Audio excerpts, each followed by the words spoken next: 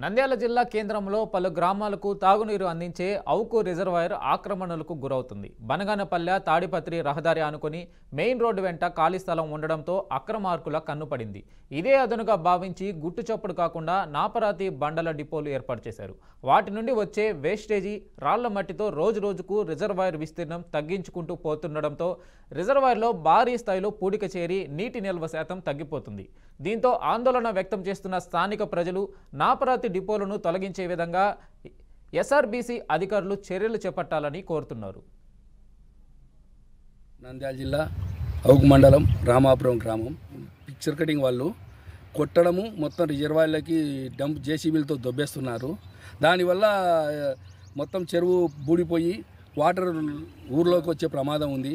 గేట్లకు కూడా ఈ వచ్చే రాళ్ళ ద్వారా వ్యర్థాల ద్వారా ఇక్కడ చూడండి ఎట్లా ఇచ్చారో ఫ్యాక్టరీ ఓనర్లు మొత్తం పిక్చర్ కటింగ్ వాళ్ళందరూ అదెల్లా తీసుకుపోయి వాటర్లోకి వచ్చి వాటర్ ఎక్కువ గేట్లకు కూడా కొట్టే అవకాశం ఉంది. గేట్లు కూడా దెబ్బతింటాయి రాగా రిజర్వాయర్లోకి మొత్తం వచ్చేసి దొబ్బేస్తున్నారు.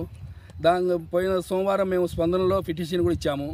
కానీ ఇంతవరకు ఆఫీసర్లు ఎవరు రెస్పాన్సిబుల్ లేదు, మాకు ఎవరు ఫోన్ కూడా చేయలేదు. ఇది పరిస్థితి అని కూడా దయచేసి దీన్ని ఏదో తీసుకొని డిపో వాళ్ళను